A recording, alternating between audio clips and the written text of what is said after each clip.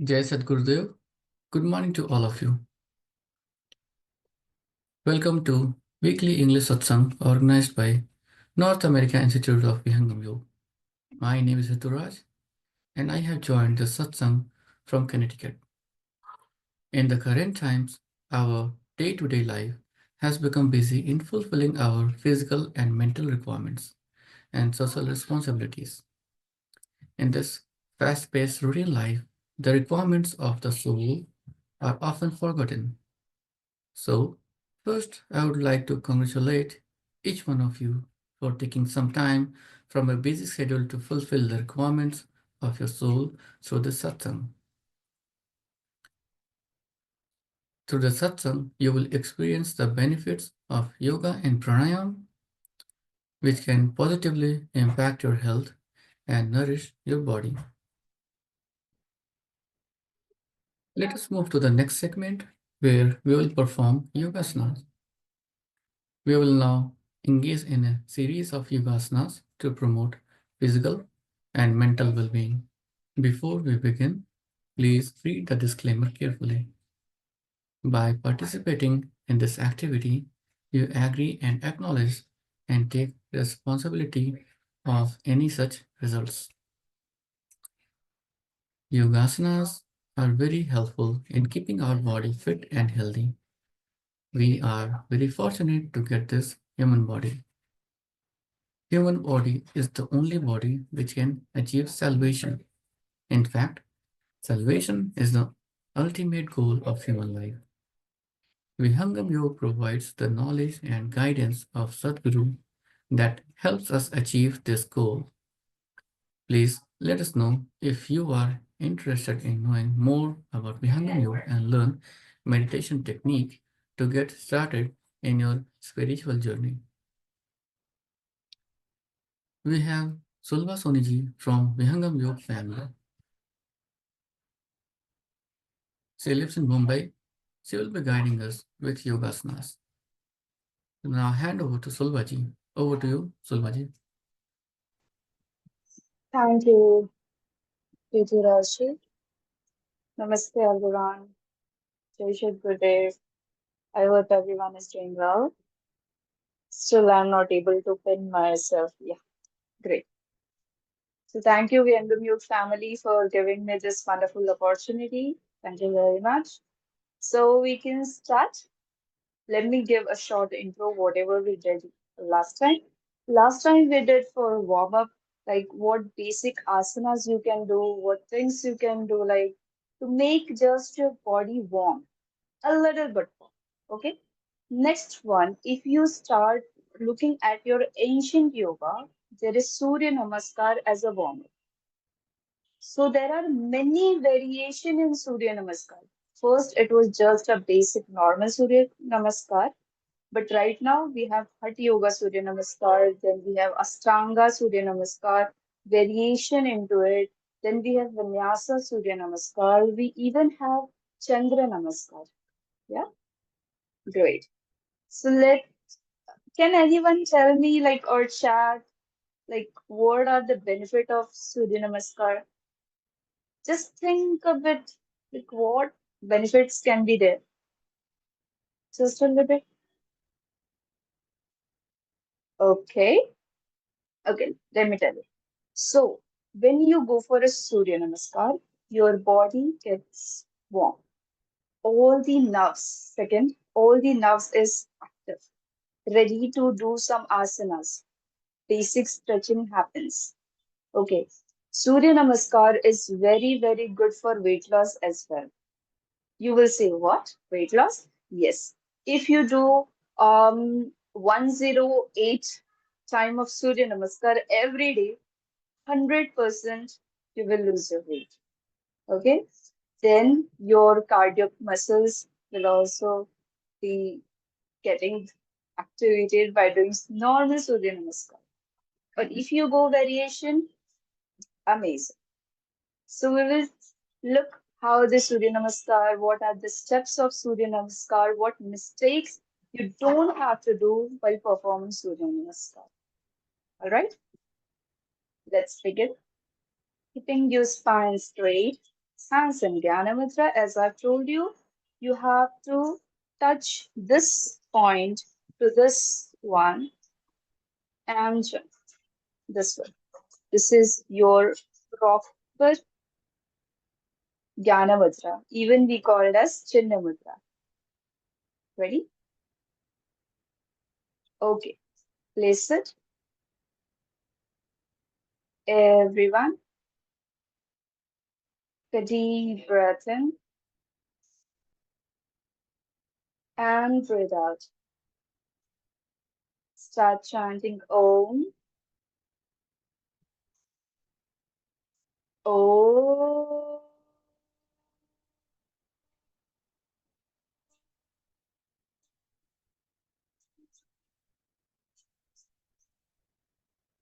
Om.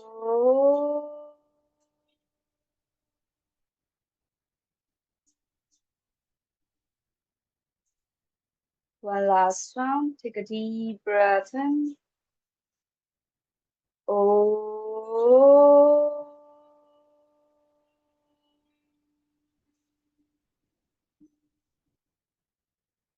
Join the hands.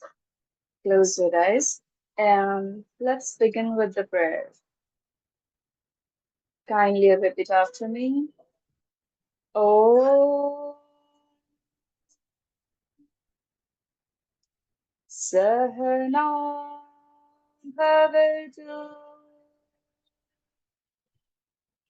Sahano bhunatu. Sahaviryam karvavahe. Tejasvinavadhitamastu. Ma vidvishavahe. Om Shanti Shanti Shanti. Everyone, rub your palms together, make it warm, and slowly place it on your eyes. Feel the warmness. Gently massage your face. Open your eyes with a gentle smile. Okay, I request all of you to come up on your mat. We will start with Surya Namaskar. Ready? Let me adjust my camera. Give me a moment.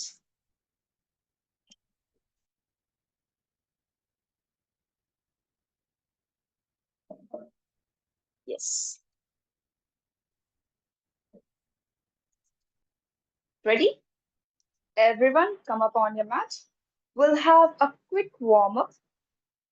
Keeping your hands on your wrist. Inhale the right leg up. Start rotating. 1, 2, 3, Om 4, Om 5. Reverse. 5, Om 4, Om 3, Om 2, Om 1. Exhale it down. Inhale. Left leg up. Start rotation. Om 1, Om 2, Om 3, Om 4, Om 5. Reverse. Om 5, Om 4, Om 3, Om 2, Om 1. Exhale it down. Next one we will do for the knees. Exhale it down. Inhale up. 1, Om 2, Om 3, Om 4. Exhale it down. Inhale up. 5. Rotation, right to left. Exhale it down. Inhale up. 1.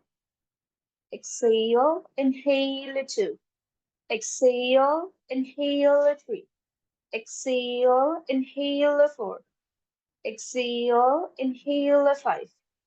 Reverse. Om 5.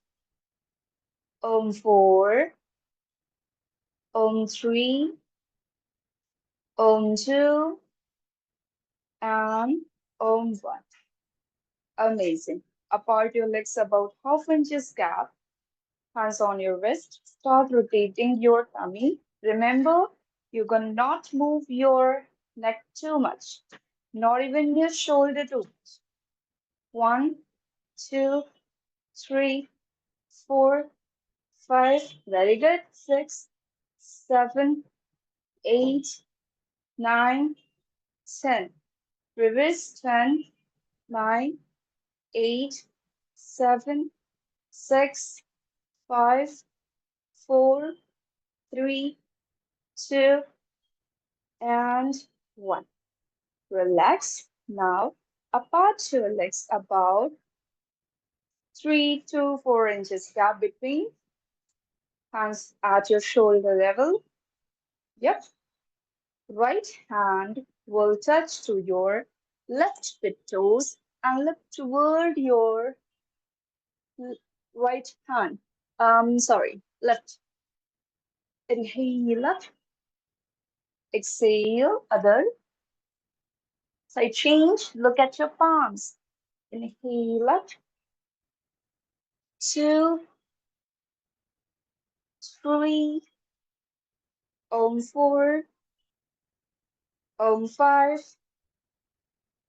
6, 7, 8, 9, and lastly, 10.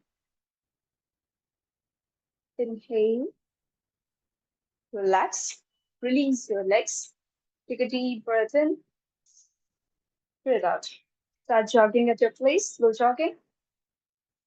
2, 3, 4, 5, 6, 7, 8, 9, 10, 11, 12, 13, 14, 15, 16, 17, 18, 19, and 20. Deep breath in, breathe out. Take 1 to deep breath, and then start with jumping jacks. 3, 2, 1, start. 1, 2, 3, 4, 5, 6, 7, 8, 9, 10, 10, 9, 8, 7, 6. Very good. 6, 5, 4, 3. I hope everyone is doing. Yes. 3, 2. Are they? Do it. 2 and 1.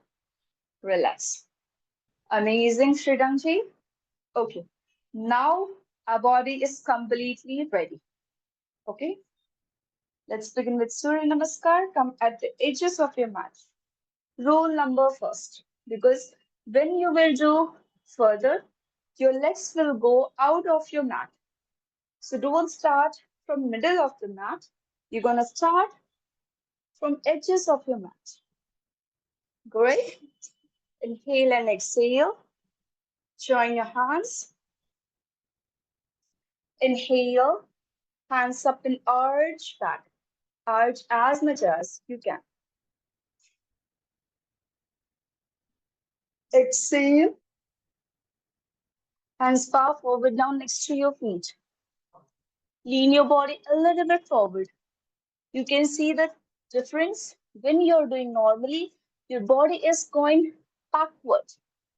So you're gonna do it a little bit forward, keeping your legs horizontally straight. Inhale, take your right leg back, knee down, toe pointing back, and stretch your body. Remember, your toes should be pointing back. Stretch your body, stretch, stretch, stretch. Observe your hips. Okay, amazing. Retain your breath, hold your breath, take both the legs back. With the exhalation, drop your knee, chest, chin on the ground, buttock will be up. Inhale, head and chest up and arch back. Remember, you're gonna not move your elbow completely. Bend your elbow close to your body. Arch. Focus on your lower back.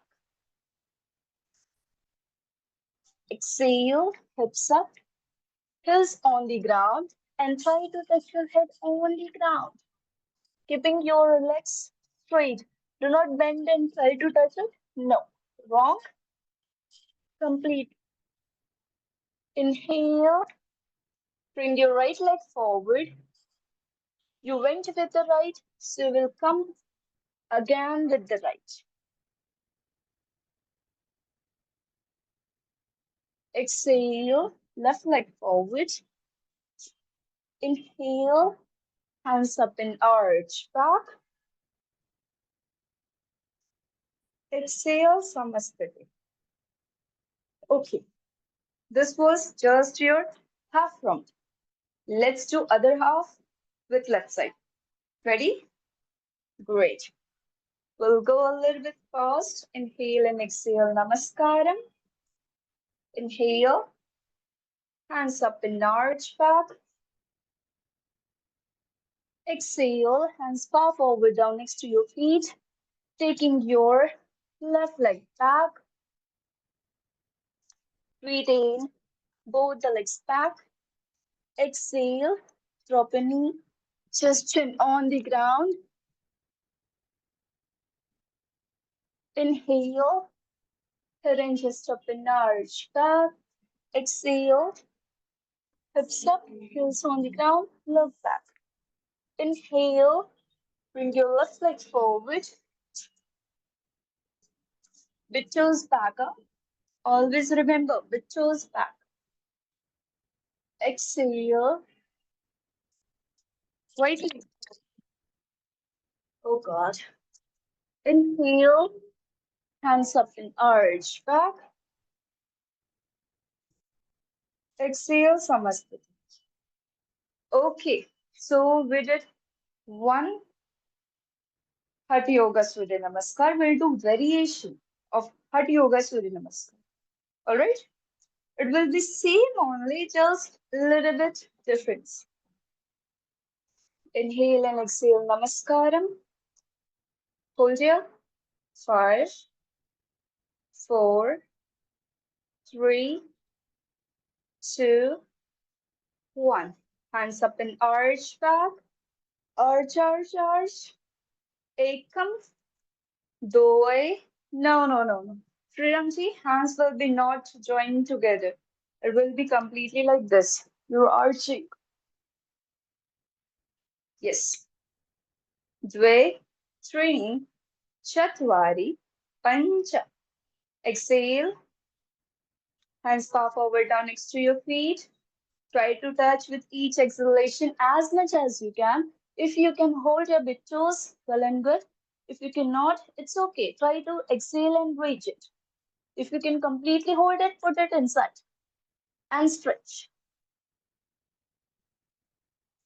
Ekam, doe, trini, chatvari, pancha.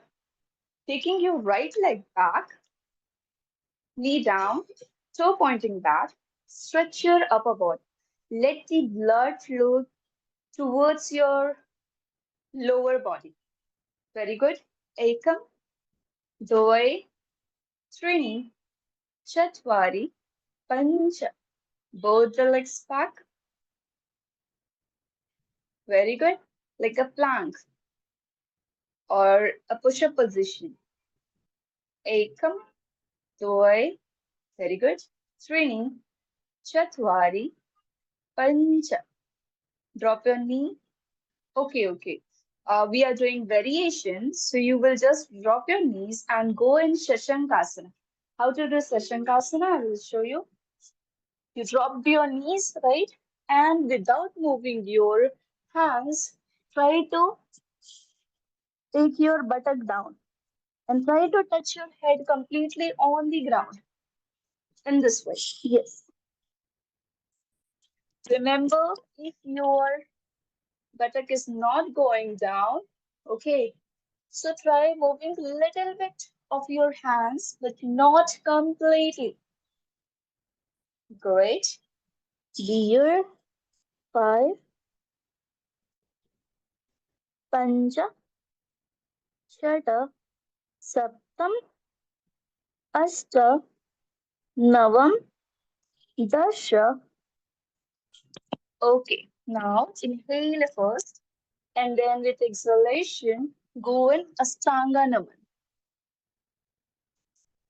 Ekam, Doi, Trini, Chatwari, Pancha. With toes back. Remember, you don't have to keep your legs spread. It will be close. The toes will be backward. And inhale, heading just up and arch. Ekam, Doi, very good. Trini, Chatwari, Pancha.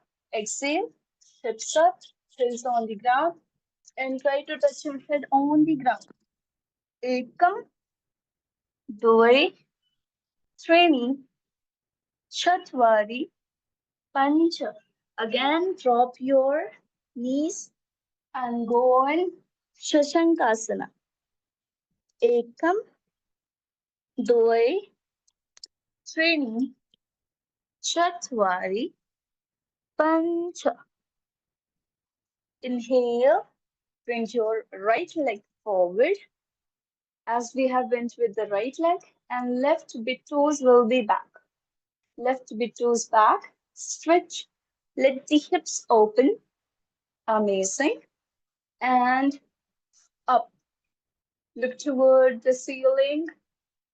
Ekam, Doi, Trini, Chatwari, Pancha. Exhale, forward in Padahastasana. Ekam, Doi, Trini, Chatwari, Pancha. Hands up and arch back. Very good flexibility. Ekam, Doi, Trini, Chatwari, Pancha. And Namaskaram. So here we have completed with Hatha Yoga, second variation, and that also is just first round. Let's do second round. Ready? That will be from left side. Yes, Sriranj. Good. Let's do it. Inhale and exhale. Namaskaram. Namaskaram. Ekam. Doi. Trini. Chatwari. Pancha. Hands up in arch back. Ekam. Doi. Normal breath. Deep breaths. If you will take deep breaths, you will be able to hold for a long time. Deep breath. Do not hold your breath. Great. Ekam, Dvai, Trini, Chatvari, Pancha. Padahastasana. Also mentally repeat Padahastasana, Padahastasana. Dvai, Trini, Chatvari, Pancha. Taking your left leg back, knee down, toe pointing back. Stretch your body, stretch, stretch, stretch. Look at the roof. Keep on stretching. Amazing. Ekam, Doi, Trini, Chatwari, Pancha. Both the legs back. Retain your breath. Hold your breath. Both the legs back. Ekam, Doi, Trini, Chatwari, Pancha. Okay. Exhale. Drop your go in Shashankasana with exhalation, butt tuck down. Completely relax yourself here. Stay and feel connected to the Mother Nature. Ekam, Doi, Trini, Chatwari, Pancha. Very good. Inhale and exhale, go in Astanga Naman. Buttock up. Very good. Buttock up. Feel at your upper back. When you sit for a long time on laptop or doing something, oh my God, too much of back pain. Not actually back pain, it is. It is just like just below your neck. Yes, just below your neck. So this asana will be very, very useful for it. Okay. Inhale, head and chest up and arch back. Ekam, doi, trini, chatvari, pancha. Exhale, hips up, heels on the ground. Look, very nice. Ekam, doi, trini, chatvari, pancha. Drop your knees. Ekam, doi, trini, chatvari, pancha. Bring your other leg forward.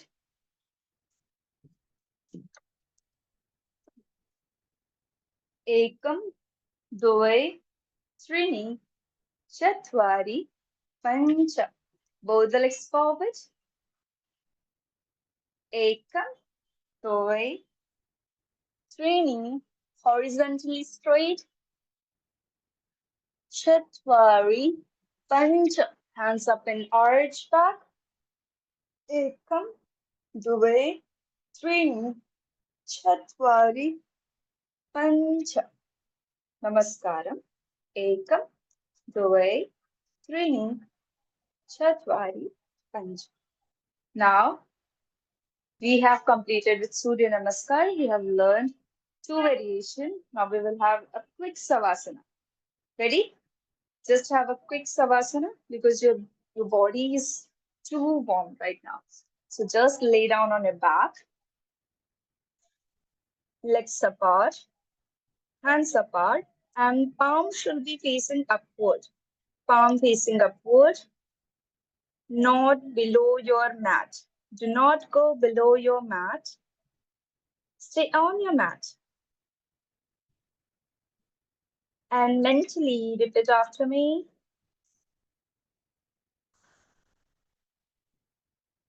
I am relaxing my feet, my feet are relaxed.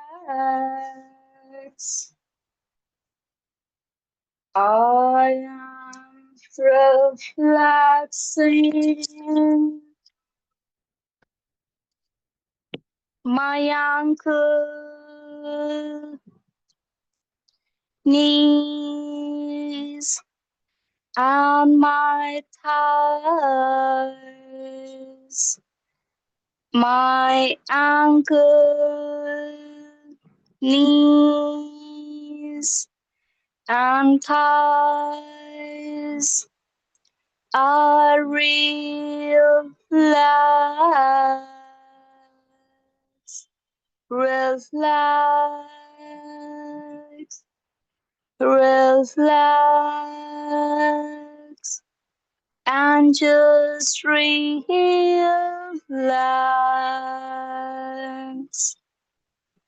Relax your body and your mind. Do not let any thoughts to come in. Remove all the unwanted thoughts. I am relaxing my lower body, middle body,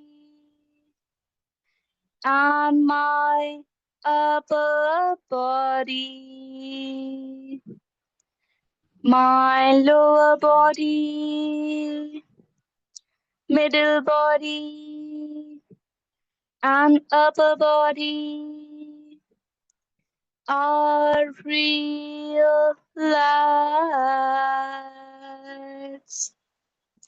relax, relax, and just relax.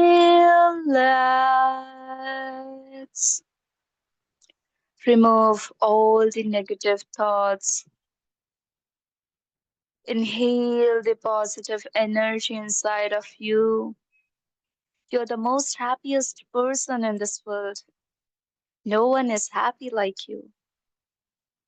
Just feel a cool breeze is touching to your body.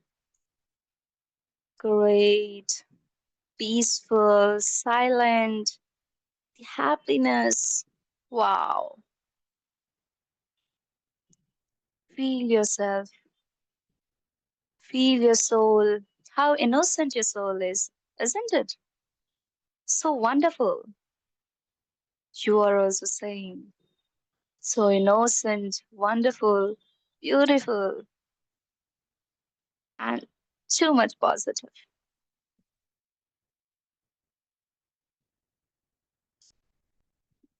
Take one, two deep breaths in and out. Inhale deeply. Exhale completely.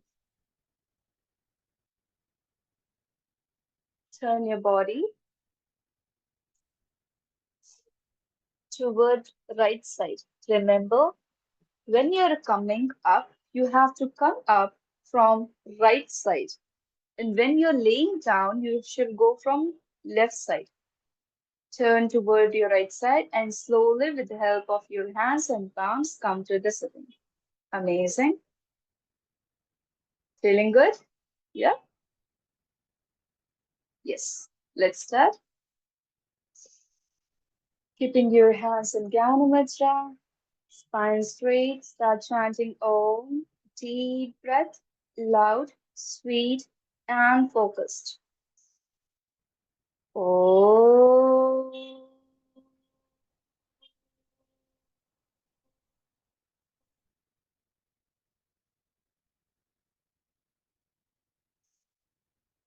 Om.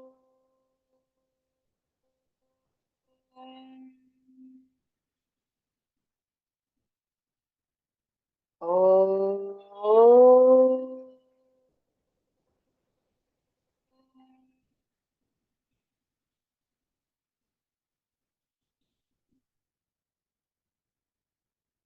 Join your hands. Close your eyes. Let's begin with the prayer. Om. कर्मण्येवाधिकारस्ते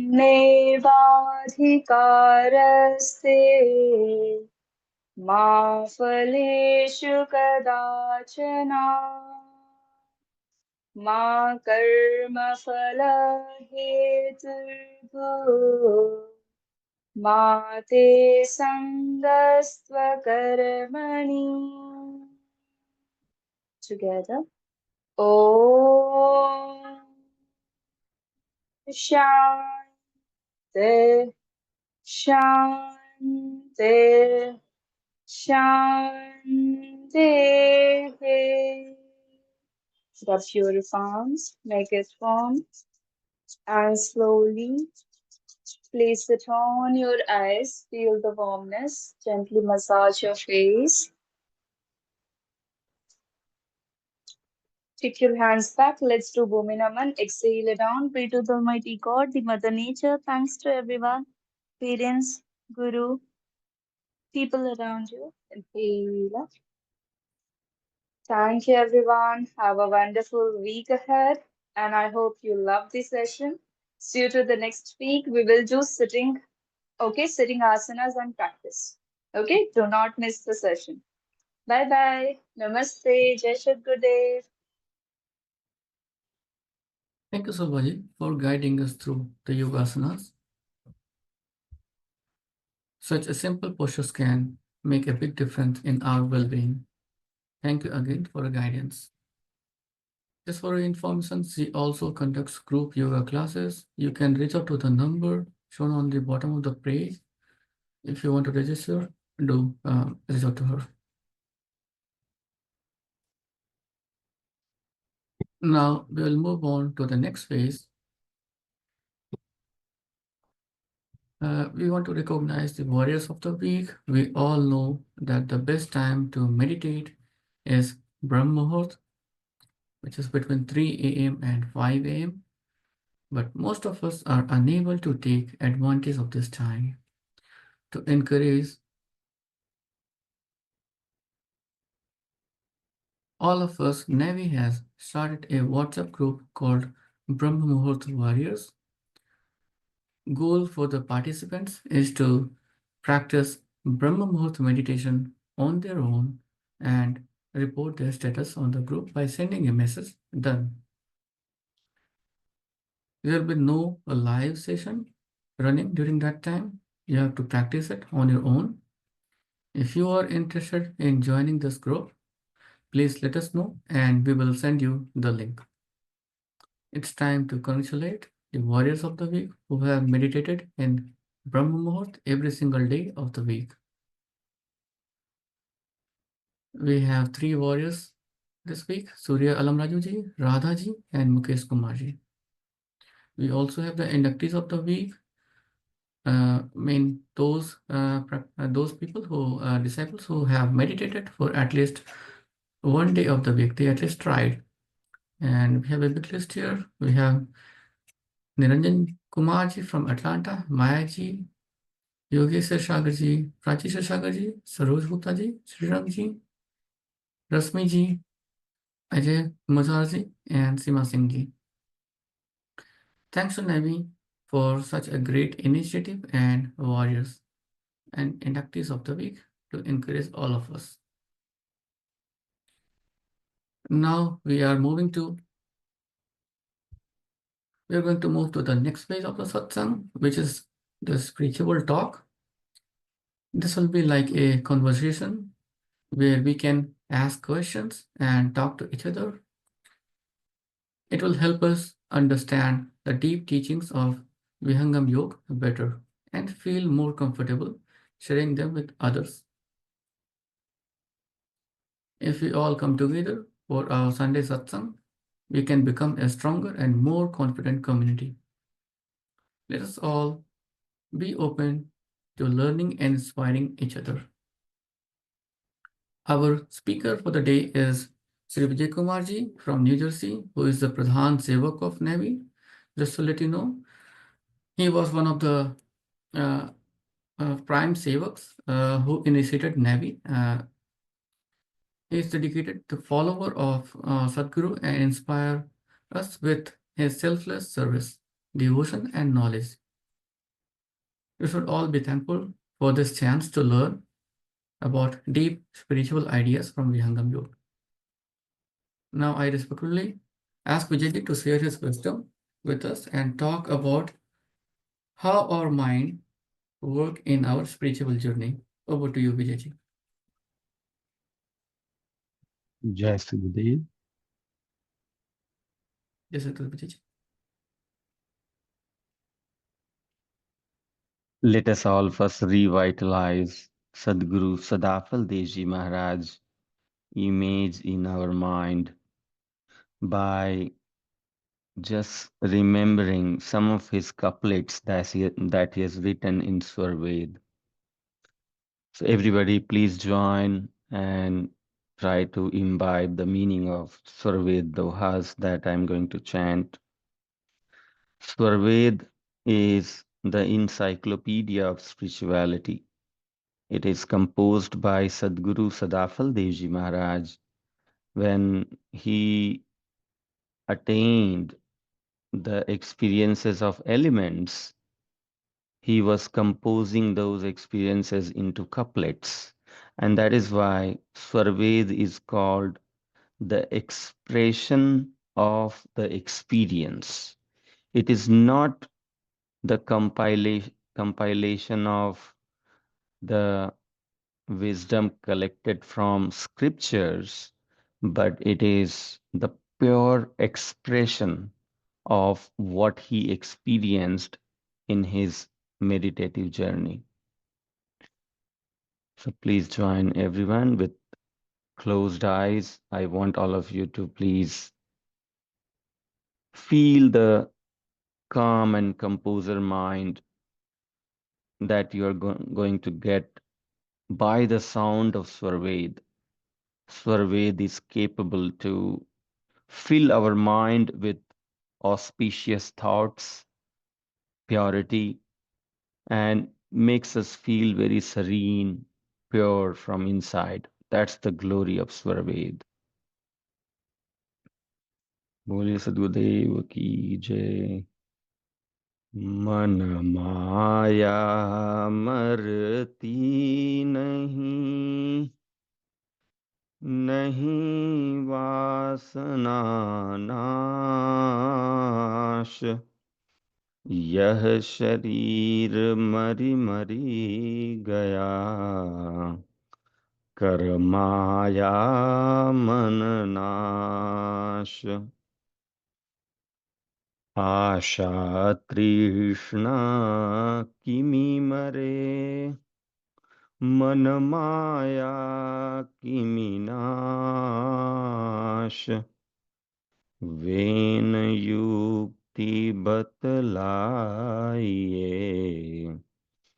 कवन मार्ग सत्य भास। सद्गुरु विमुख प्रसन्नता, सो मन माया जान। आत्म की प्रसन्नता, सद्गुरु वचन पिछान। सद्गुरु परिधि निवास में, मन माया भय नाही। मन मुख जीव साधन नहीं, भटक भरम जग माही।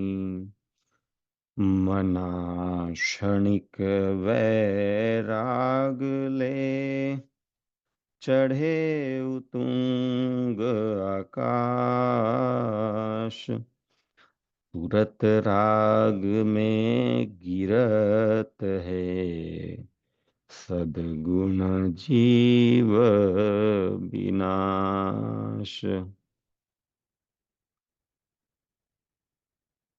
Sadguru Sadafal Devji Maharaj has written more than 200 couplets just around man, which in loosely we are translating in English as mind.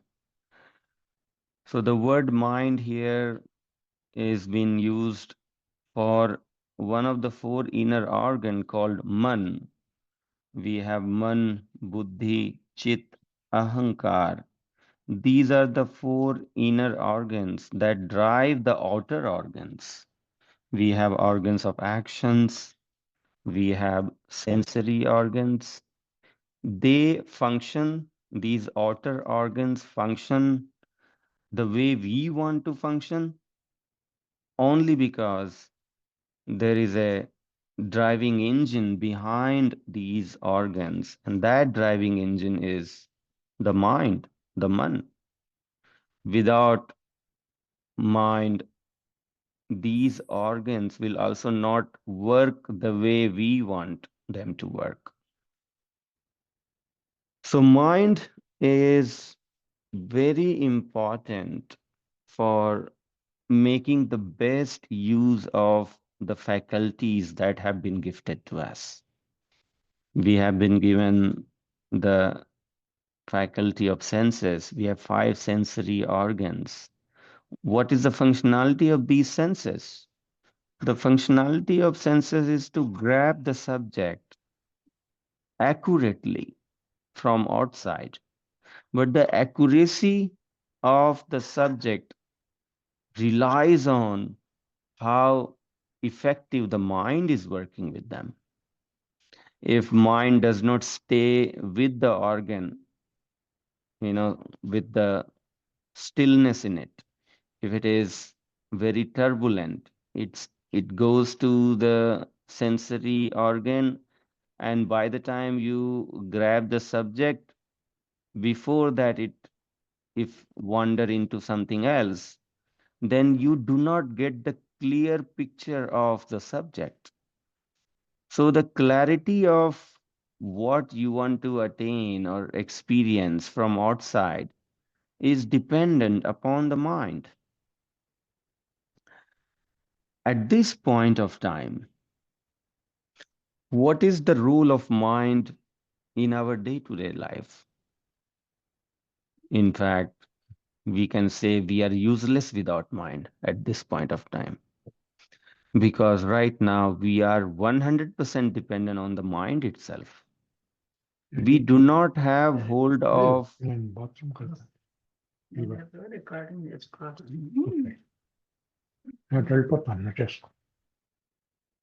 so we do not have hold of the spiritual power of our soul. Do we have hold of that? Can you really perform the actions on the basis of our soul? We cannot. We are dependent on our body right now.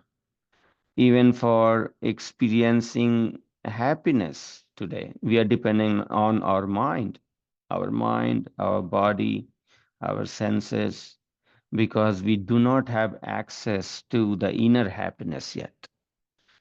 Can we live without happiness? We cannot live without happiness. We want to experience happiness every moment of our life. Only thing that we need to work upon is finding the right source of happiness, or finding the pure source of happiness, or finding the happiness in the path which is conducive for the spiritual well-being. But in all that, mind has to cooperate. Only when mind cooperate with us, it is all possible to successfully make progress in the spiritual journey while staying happy in the journey. So let us begin from the fundamental. How the mind functions, what is its limitations, which we can leverage in our own favor, in the favor of spiritual journey. See, the mind, by the definition of the mind itself, the ancient scripture says that Yugpat Jnana Nurpatti Manaso Lingam.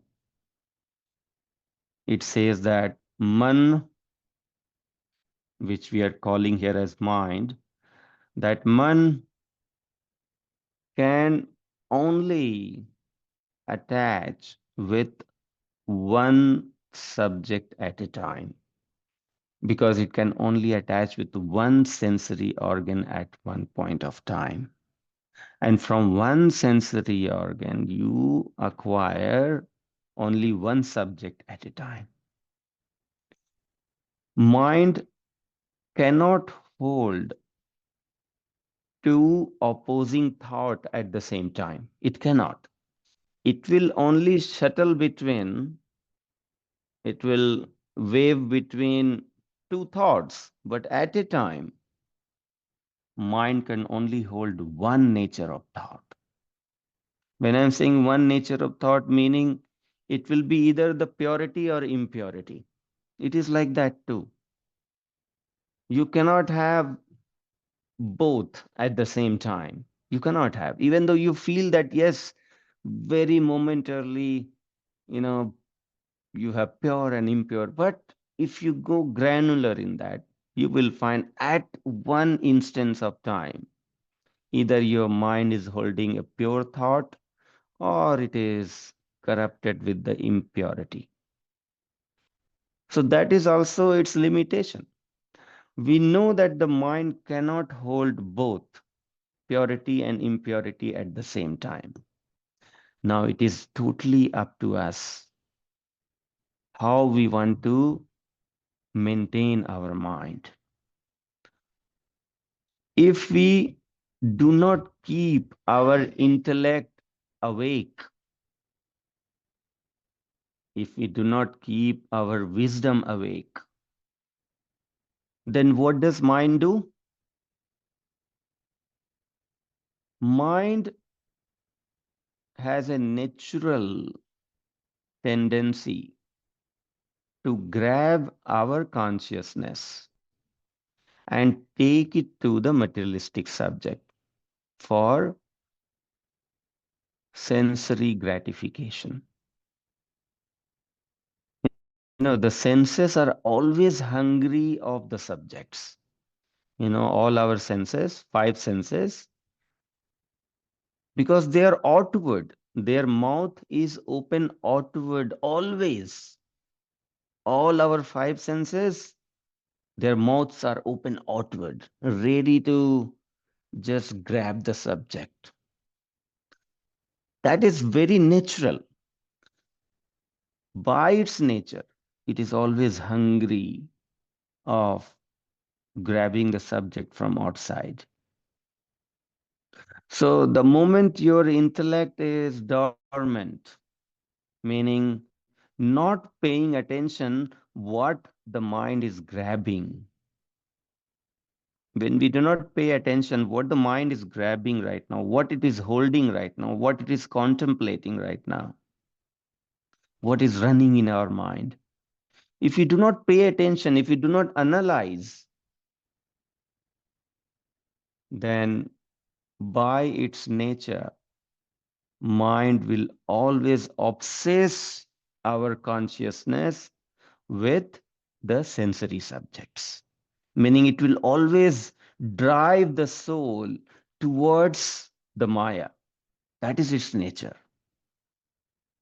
Anybody who just live unconscious life, meaning just go with the flow, whatever comes from within, from our chitta, whatever sanskaras we have gathered from multiple lives, whatever we have become, what we have become. We have become a bundle of things that we have done in the past. That is what we are. Whatever things we have involved ourselves in, that has become our nature. And that has become our identity. We are changing identity. We are not a fixed identity at this point. We are a transient identity. We are recognized by, when we say recognize, meaning at least forget about others, but you feel about yourself, who you have become. You and I feel about ourselves, what we have become by the nature of thoughts, by the nature of desires that run our life.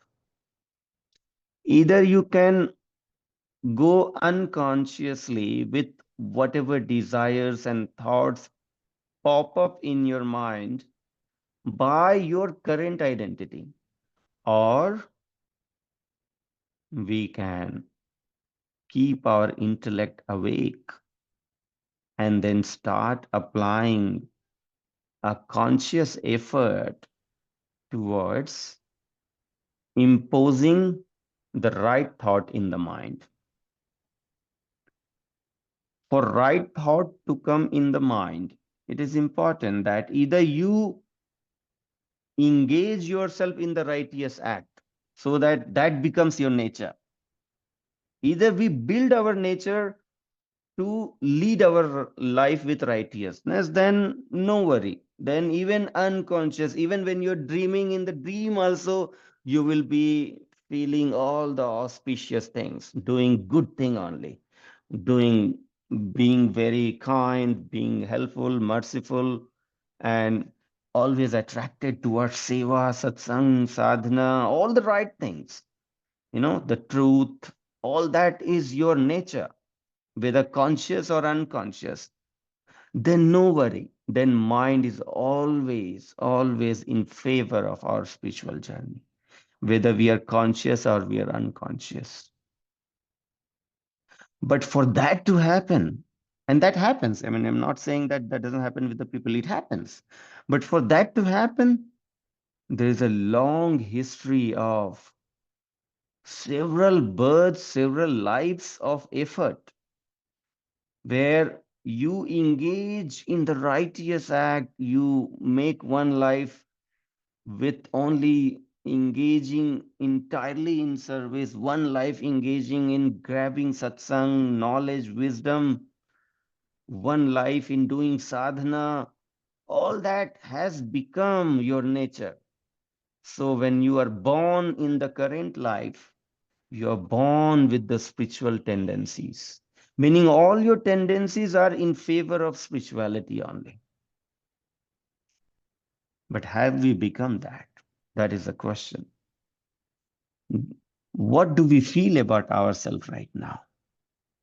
Do we feel that that is my basic nature?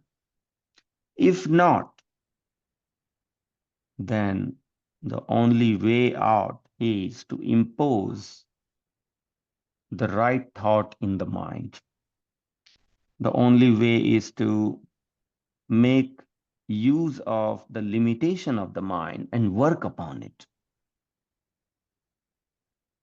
So mind, when when we leave our mind unconsciously, letting it drive our life the way our nature is right now, then we are only leading a life which is the repetition of what we are. Do you want to lead a life by being the repetition of the nature that we are? We are repeating, we are kind of strengthening what we are today. We are doing the same thing, we are thinking the same thing, we are nurturing the same thing. The repeated nurturing of what version we are today. If we want to lead our life by that circular motion where we are nurturing what we are today, then we'll remain what we are. There'll be no transformation, there'll be no change. And in all that, mind is in the center because mind is holding all those thoughts and then driving us into those actions. Mind is the culprit that is binding us and keeping us in the same version of identity that we are today. Because mind job is to impose the same thought, the same desire, the same raga, the same attractions, the same hatred, the same jealousy. It will repeat and it will keep those alive in our nature. And how does it repeat? It grabs it from chitta. Everything is there in chitta. It grabs it and it keeps that alive. And we remain the same version of what we are. So, what is the role of mind then in spiritual journey? Well, the first role of mind is that not only mind drive us into what we have been doing from our past life, but if we impose the right thought in the mind, then it is only the mind that drives us in the right direction as well. Without mind holding the sankalp, the through the wisdom, through the intellect, when we fill our mind with drid sankalp, that now, from now on, I want to lead a conscious life. If we start doing the self-talk of what? Of all the positivity, of all the things that you envision yourself to have for a successful spiritual journey. Whatever you want to become in a spiritual journey, if you want to become a person who sounds very, humble, when anybody meet that person or anybody meets me, they should feel very calming, they should feel very soothing, effect from our presence. Just being, just sitting next to us, they should feel as if they're sitting next to the ocean, where they feel calmness, peace, just by our company. If we envision ourselves to be that calm, that composed. Not only ourselves, we ourselves are calm and composed, but by our presence, the others should also feel very positive, very happy, very joyful, very peaceful. If you want to, if we envision ourselves to become like that, then that is also not possible without making mind in favor of that. Only when the mind is in favor of that, it is possible to maintain those composers. And this is where the self-talk helps in the beginning. When we do the self-talk, whenever our mind is getting attracted towards something which is not in favor of what we want to become. And that happens whenever we are unconscious, when we are not conscious about what we want to become. Whenever we are unconscious, then automatically mind will start driving those thoughts which we are actually from within, not what we want to become. Automatically, it will start gaining all those thoughts, all those desires and everything when we are not conscious. But the moment we become conscious, the intellect is awake and we remember, constantly revise what we want to become in our life. Suddenly the mind changes. That is the beauty of mind. This is the beauty of mind, that the mind does not stay, the same all the time. It is easily tameable. You can tame your mind very easy to do that. If you just impose the right thought, even at the point when you think it is so difficult right now for me to meditate, or for me to feel happy about sitting in satsang, or for me to think about going out and do some seva. You think, no, my mind is not at all ready for that. You're at that very, situation where you have accepted the defeat from your mind, from the nature of, from the impurity of mind. Even then, even in those situations, you will see a sudden transformation.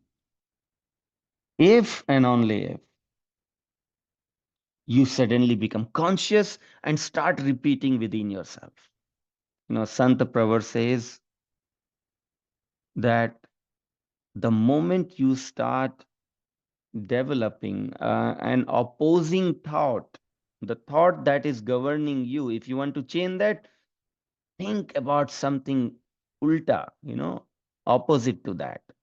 If the materialistic things, the jealousy and all that is kind of bothering you, or you are totally, defeated by that, then just develop the positive thought within you at that point. And how will you do that? You will do that only when you are in, at least having the seed of these wisdom. Only when we keep connecting with satsang like this every week, then at least there is a seed of knowledge within us. We know that whatever is running in our mind right now, this is not right. At least that recognition has to happen.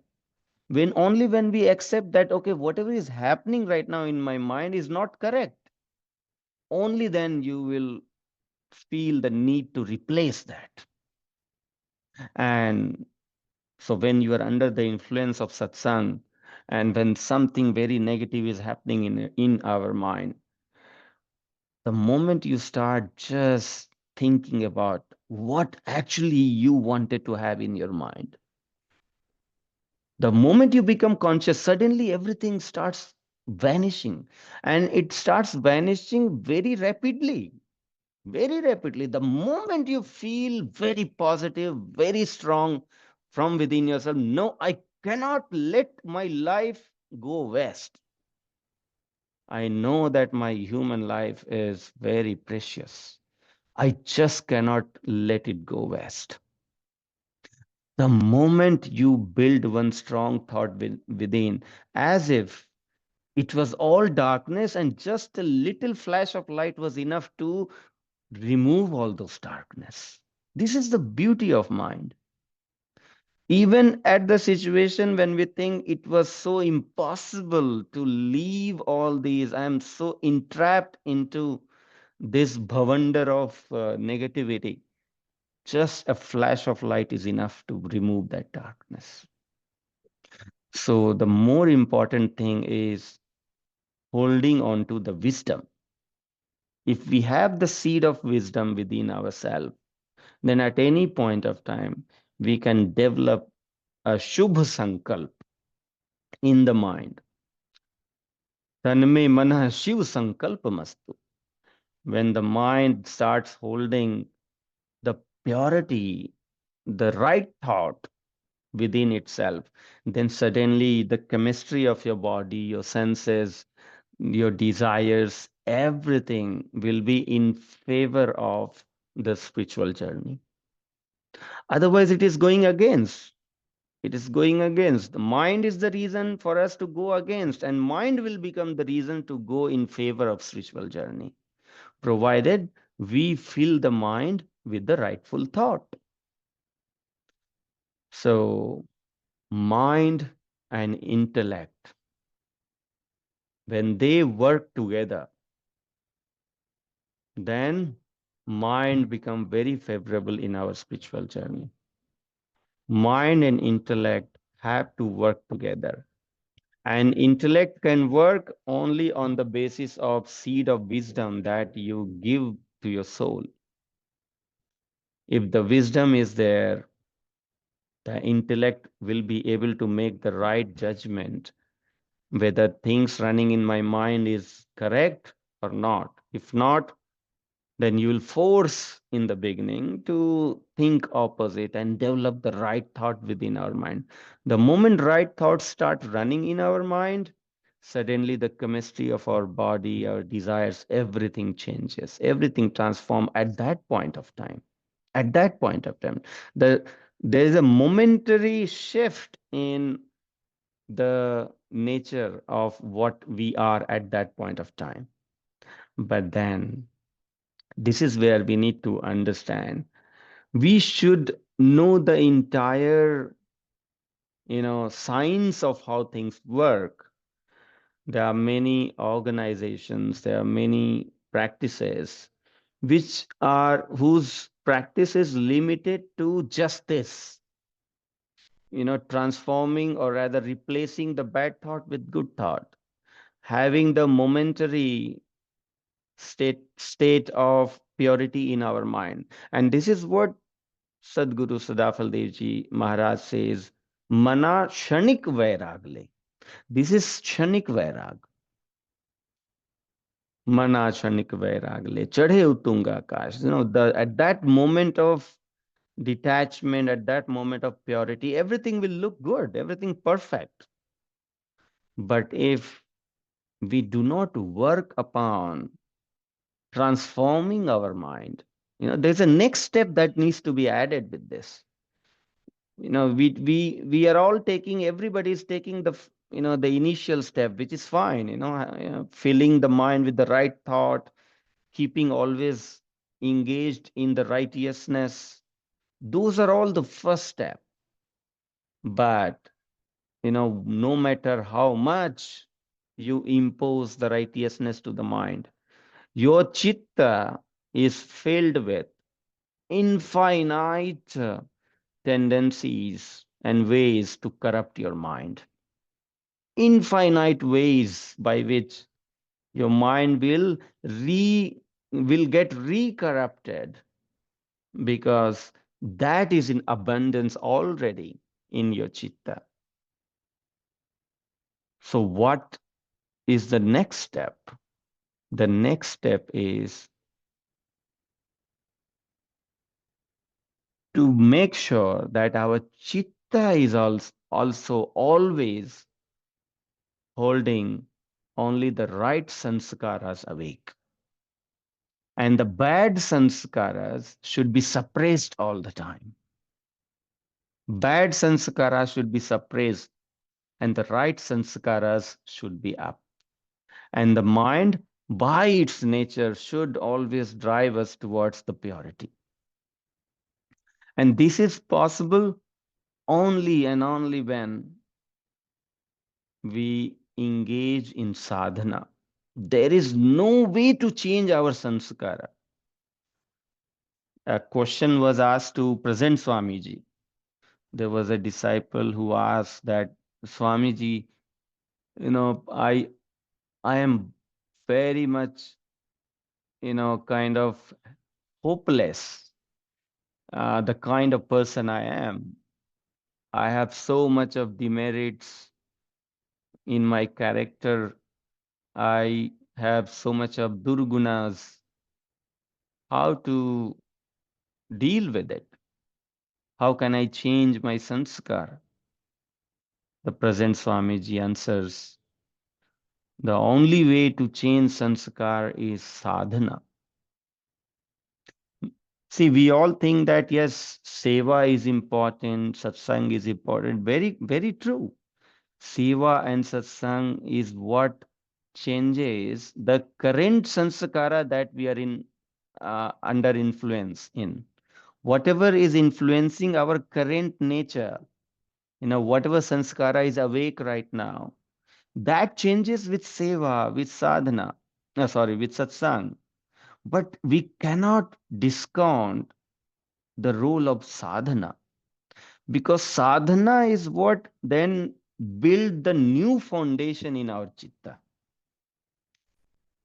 In the sense that whatever bad sanskara is, they are suppressed and a new foundation is built upon it so much that all those bad sanskaras goes under the foundation, even below the foundation. Now there's a new foundation built on our chitta, and from that foundation, whatever we are feeling, they are strongly held, and we then lead our life with a new set of sanskara.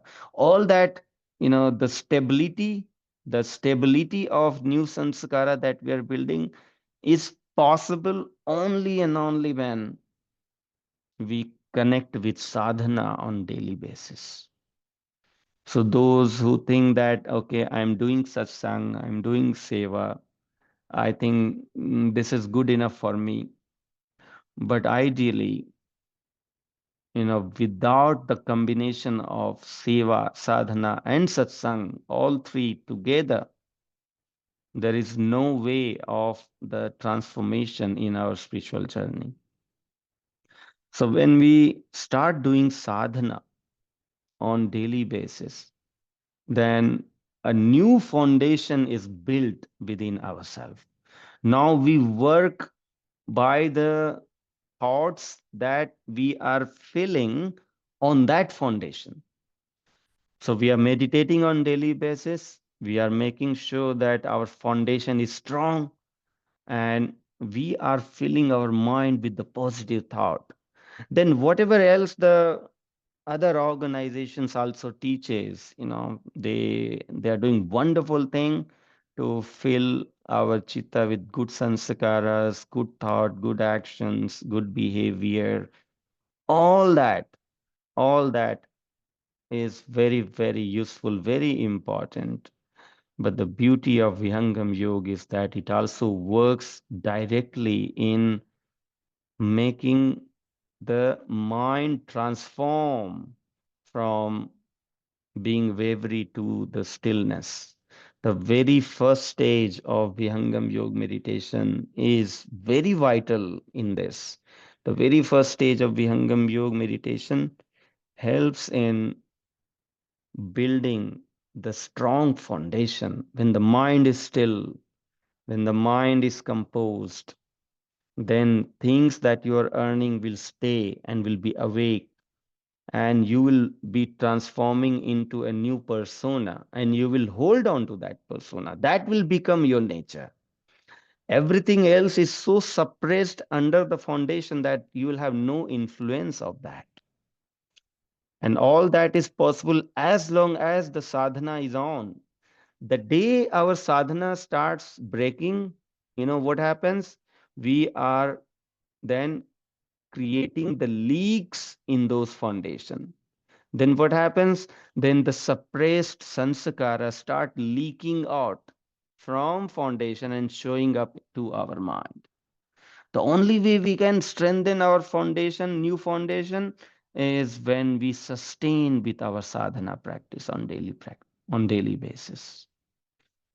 So with this, when the mind is holding on to the pious thought, only the supporting thought, which will be in favor of our spiritual journey, then the journey and the practices in spirituality becomes joyful. We need a joyful ride in the spiritual journey. Joyful one, not the forceful one. We will feel joyful in doing sadhana, in seva, in satsang, and naturally we will be attracted towards it because now that has become our nature. And it is sadhana which is able to hold that nature with us. So, as long as we are regular with the sadhana, then mind will be in our favor and mind will inspire us to continue. Your mind only will tell you that, oh, why not just do more sadhana? Why only 10 minutes? Why not? I'm feeling happy doing it. Why not do more? Mind will drive us to do more about it. So this is the initial role of mind in spiritual journey. When you transform the mind to the purity, then it favors us in the spiritual journey in the beginning. This is the initial role where it allows us to move towards the inner journey. Swamiji says in Svarved that if the water is not still, then you cannot see the reflection in the water, right? If mind is not still, then what happens is our own consciousness does not reflect back to us, and it rather gets scattered into multiple things. And that's why the Atma Sakshatkar, the self realization, which is the first milestone of spirituality, the true spirituality begins after self realization. Only when we reach to the experience of consciousness, when we know that we are a conscious soul, a soul which has no matter in it. It is not made of body, it is not made of matter. Soul is a pure conscious light. When we reach to that level of experience, then the true spirituality begins from there. And in order to reach to that level, the role of mind is the only when the mind becomes still, only when the mind becomes completely still, then there is a possibility of self realization.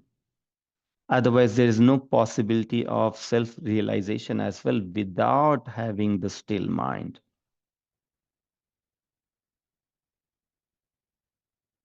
So, in the higher stages of spiritual journey, this was the beginning, the initial journey in spirituality. But in the higher stages of spiritual journey, how do the yogis deal with the mind? Then the rule of mind is this, that we make way for our consciousness to go inward. Mind wants the consciousness to go outward only when it is impure.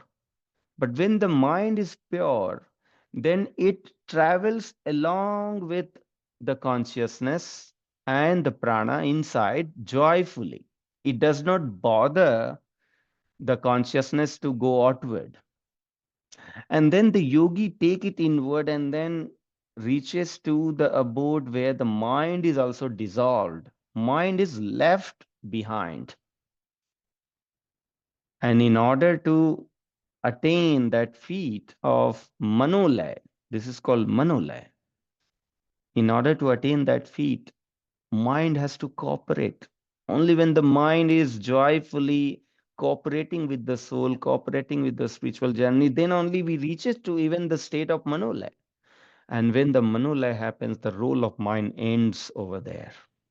Then the pure consciousness of the soul takes over and lead us to the final destination of the spiritual journey. So with this, I conclude today's conversation. I'm sorry I didn't had opportunity to ask question. If anybody wants to ask or share something, please feel free to open. Thank you so much. This is Anu from Virginia. I was I have a question like Vijayji, you were saying that the sanskaras go under the foundation of whatever you have. So what does that mean when it goes under? Means those are negated, or then you don't bear the you don't bear the fruits of those sanskaras in this lifetime by doing meditation, by doing sadhana? Yeah, so let us try to understand this. In our life, our fruits are driven by our actions. Okay, so whatever actions eventually we take, that will decide the fruits. And our actions are driven by thoughts which run in our mind. Okay, and our thoughts in our mind is driven by two things, either things that come from our chitta or the things that you decide with your intellect. Meaning, either you create the new blueprint of actions with the help of your intellect, that this is what I want to do and this is the right things to do, or the blueprint is vaguely already there in your chitta and you're driven by the same thoughts, same intentions, and you get into actions repeatedly. You commit the same actions again and again, and because of that you will keep getting the fruits of the similar nature. Now when you say something that we have already done in the past, and those past actions are sanchit, are accumulated in our chitta and have not given the fruits yet, will we be able to save ourselves from those past actions? Now, this is where it goes beyond our control. This, for example, some actions, let's say you have done some good or bad actions in the previous life. Okay, now those actions are carried forward in the present life also. Now what is the influence of those past actions? There are two things. One is that all our past actions done in this life or in previous life, they also are the influencers for our present action. Meaning, whatever things we have been doing in the past, either in the previous life or this life, will have an influence on what you feel like doing in the present time. But if you can fight with it, that, oh, my sanskara is saying that, okay, I should do this. But now my wisdom, my judgment says that no, whatever I was doing before, and even though I'm feeling like doing the same thing now, this is not correct. That means now you started fighting with your sanskara. Now you are not driven by your bad sanskara, but you started fighting with your sanskara. So there are two things that your bad actions or good actions that is there within yourself does. Either it influences your present actions, or when time comes, For example, when it has taken shape of the prarabdha for your current life, then you have to bear the fruits of that actions. You are bound to that. Something that God has decided that, okay, because you had already done this and so good and bad in the past, so I am going to give you the birth in a family where you will go through these all experiences as the result of your past actions. Somebody is born in a family where everything is favorable, like king. Somebody is born in the family where they have to go through all the struggles and obstacles in life, and you have to face it. I mean, there's just only one positive thing about it, is that whether it is good situation or bad situation in your life, you can still maintain your inner well-being despite whatever is the outer circumstances. So the result of those actions, it will come as a bhoga to you, but how much you will be influenced by that bhoga, that is still in your control. But the bhoga will come. Even though you're doing sadhana on daily basis, your past actions, let's say you took a loan. Just think like this, just in a layman term. Let's say we borrowed money from bank. Okay, we borrowed money from bank, and there is a deadline. After that, the bank will start asking you back, hey, you have to repay the money. And if we think that, okay, I borrowed money from bank, and now I started doing sadhana on daily basis, do you think when the time will come, the bank will not bother you? Bank will bother you. Of course, it will bother you. Whether you're doing sadhana or you're not doing sadhana, it doesn't matter, because you have made the destiny like that. You have already done an action which is going to come back to you as a result. So, sadhana is not about escaping from the fruits of your past action, but sadhana is about making a new set of actions which is in favor of a spiritual journey. Whatever else we have already done in the past, at least we make sure we don't repeat the same mistake in the current life. For that, sadhana is important. And whatever past actions, the results, the bhoga that has to come, it will come at that point of time. We take the right judgment. Don't become the victim of it, but become the spectator of our bhoga. भोग को देखते देखते भोगिए, कि अच्छा हंसते हंसते भोगिए, उसके लिए परेशान होके नहीं भोगना है, because we know that this has come, so now I just need to know what better I can do. So every bhoga should come as a lesson for us and should transform us from within, instead of just letting it go as it is. When something is happening with us, we should take a lesson out of it and then do some corrective actions. And that's the very purpose of those bhoga. Otherwise, there's no point of God giving us the bhoga to us for our actions. He gives bhoga only because he wants us to transform from within, learn from our bhoga, from our actions, and only transform to become a better version of ourselves. Thank you. Thank you so much, Vijayji. Vijayji, I had a question, I guess, some Yeah. questions. Yeah. Thank you, Maheshji, for joining. Yeah, Very. thanks for the invitation. Yeah. So you were talking about the mind. Initially, you started with the mind, right? Mm-hmm. And then I was thinking, how does it relate to, see, there's always talk from our spiritual gurus about pure consciousness, Satchit Ananda, Brahman. Right. Right. Right. How do those two relate to each other? I was trying to kind of figure out. Yes. Very, very, very nicely thought. Very, very good question, Maheshji. Very fundamental question. So let us try to understand it fundamentally. What is consciousness and what is mind? Okay. And what is the goal of spiritual journey? You know, ultimately, every meditator who is looking for enlightenment, they have to learn the art of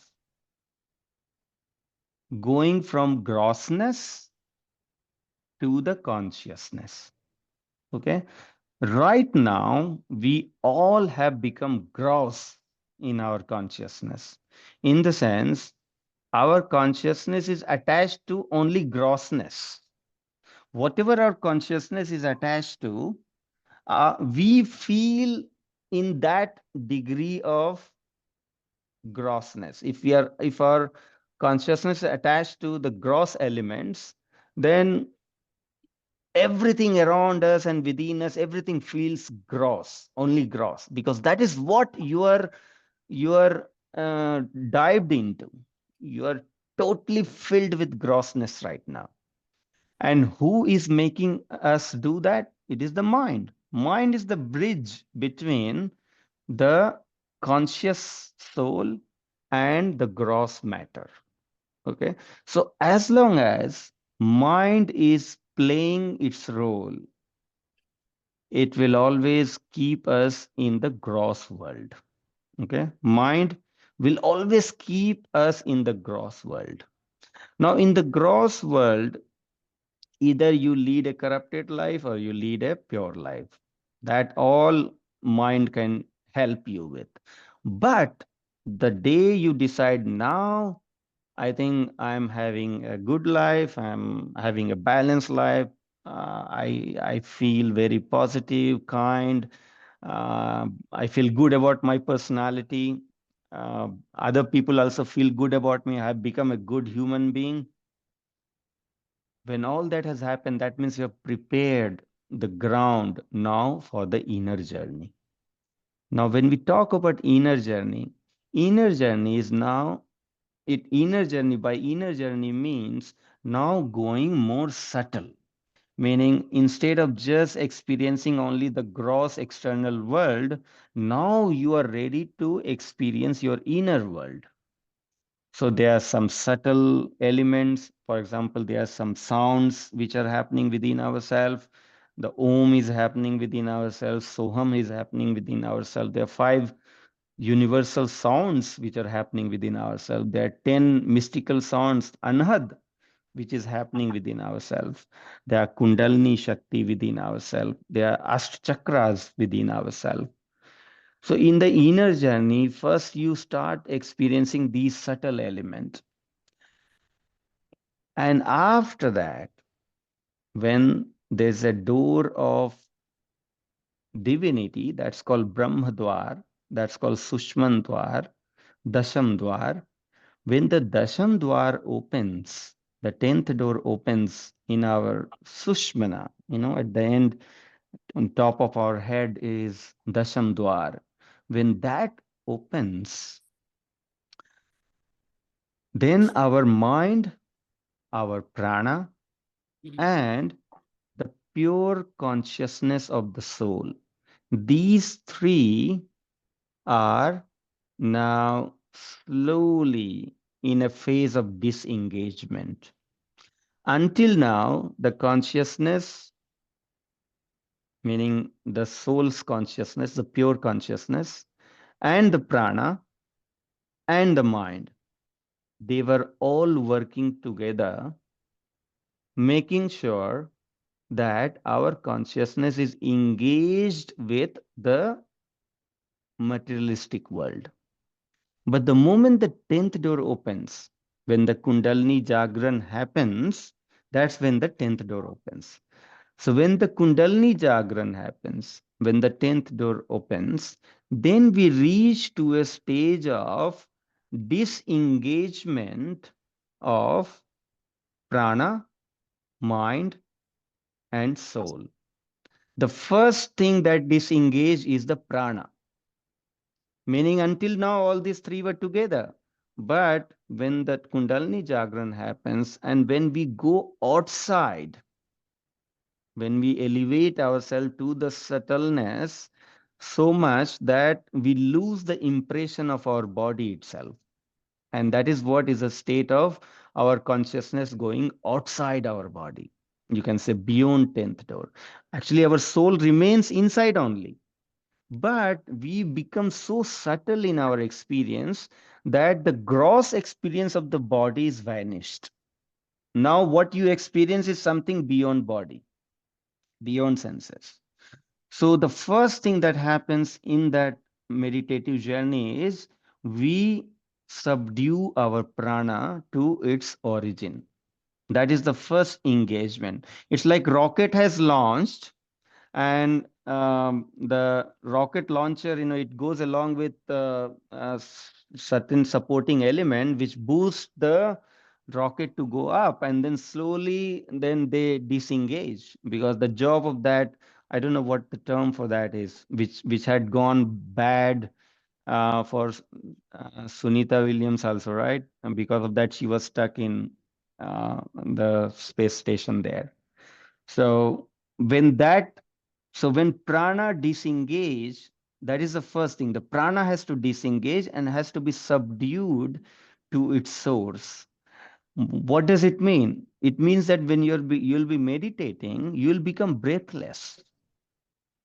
That is the first sign that now your meditation is moving towards the pure conscious experience, moving away from the gross experience. So you become breathless, meaning if any doctor will check your nerves, they will say, hey, in this meditation, this guy is dead. He doesn't have moving nerves. But actually, you are consciously awake. You are not dead. Consciously, you are awake. You are alive. But in meditation, only when we become breathless, then the second step is the manolaya, disengagement of the mind. Then mind is also subdued to its source. Prana is subdued to, there is a Parmanu Mandal, Mahakash, that is the origin of prana. So prana is left there. Then in meditation, we move further up with the help of our Sushmana, with the help of our Makartar, we move further in the up in the meditation journey, and then we reach to Navam Chakra.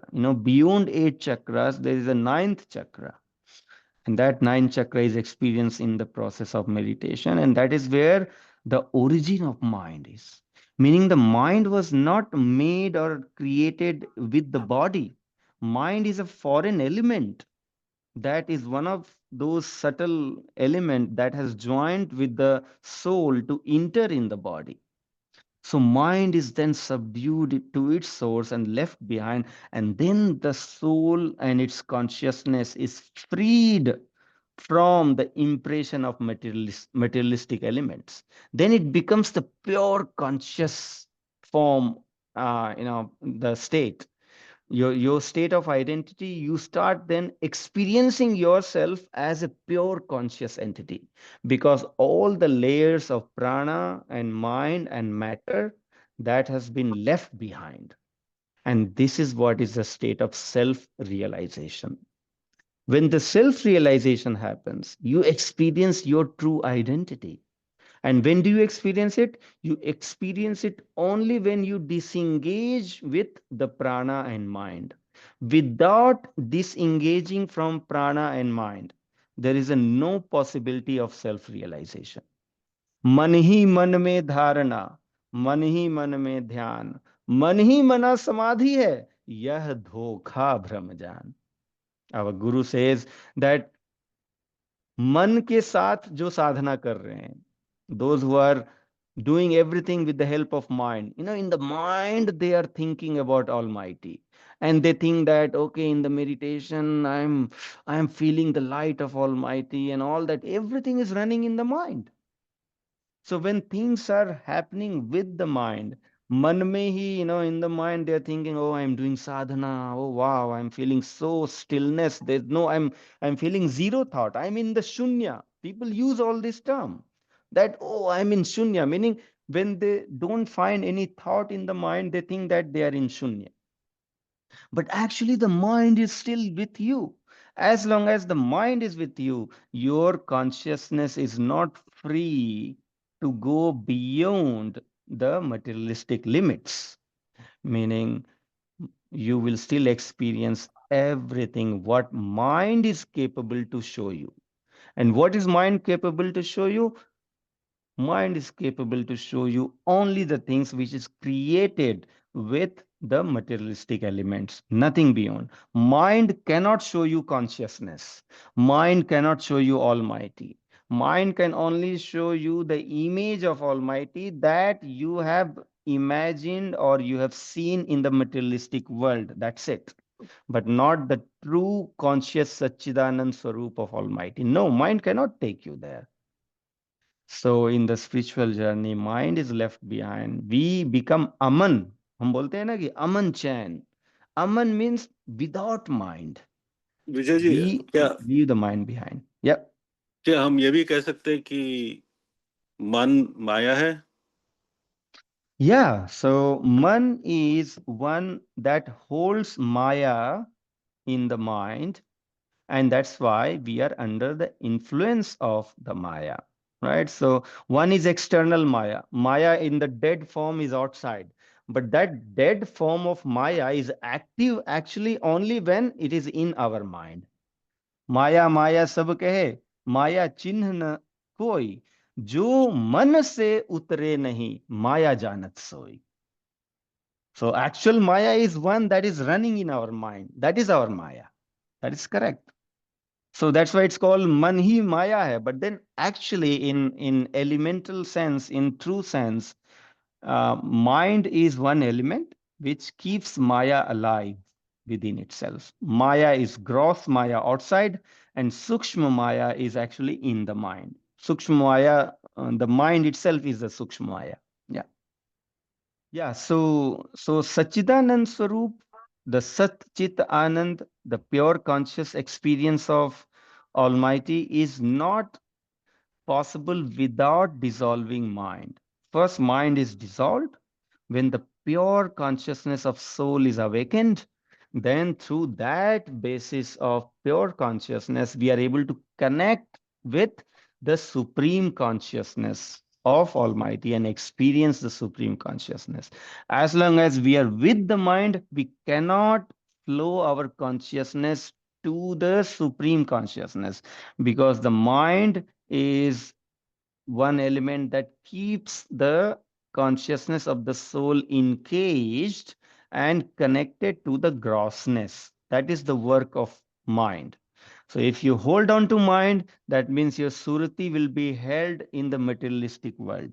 When you leave the mind, then only you can free your consciousness, go beyond materialistic experience, and reach to the experience of supreme consciousness. So then, like a no mind, right? Mhm. That would be almost like, I mean, like somebody reaches enlightenment, right? Yes, yes, And he's like, exactly. he's in a no mind, but then he's, if he says he's enlightened, that itself is a thought, you Correct. know. Yeah. So what kind of state is that? Because I don't think I can So there's a Jivan understand. Mukta state, okay? Mm. There's a living liberated state where a person is still living the life. So once the consciousness reaches to the supreme consciousness, there's a no, what is Surati? The Surati of the soul is the conscious rays of soul. They are rays of consciousness that is coming out of our soul. And that ray of consciousness connect to the things to give us experience. Now, when we connect to Almighty, then the Ashtam Surati, there's a eighth part of the Surati that always remain connected with Almighty, and the Sapt Surati, they roll back to the outer world. Basically, they connect to the mind and bring the mind in actions, and they connect to the Panch Brahmandi Shabd and make things experientiable. So you start living a life where you now are the master of your mind, and you are making use of the mind just because you have to make use of the body and senses to live this life. But now the soul is the master. Mind is not driving by its own tendencies and own nature. But mind has now become the tool for the soul so that you can make use of this body properly to do your day-to-day work. So, a living liberated soul, a Jivan Mukti yogi, who is constantly having the experience of Almighty through the Ashtam Surati, is also at the same time living a normal life with the Sapta Surati. The Sapta Surati making use of the mind and the other senses. So they are like Panihari, the Panihari, one who carries the pot on her head and will also be talking to her friend and all, and the hand is not holding the pot on the head, only she's keeping her surati, making sure that her one attention is there in the pot which is there on her head. She's making sure it doesn't fall. She's walking, she's talking, she's doing everything else, but making sure the pot doesn't fall from her head. And that is what is a state of a Jivan Mukti yogi. He or she constantly is having connection, a yoga with Almighty, having the bliss of Almighty, experience of Almighty all the time, and then performing her daily actions with full control on her mind, his mind. So when we do our work in IT, we have to kind of keep doing that work. And Yes. Yeah. thank you, Vijayji. Yeah.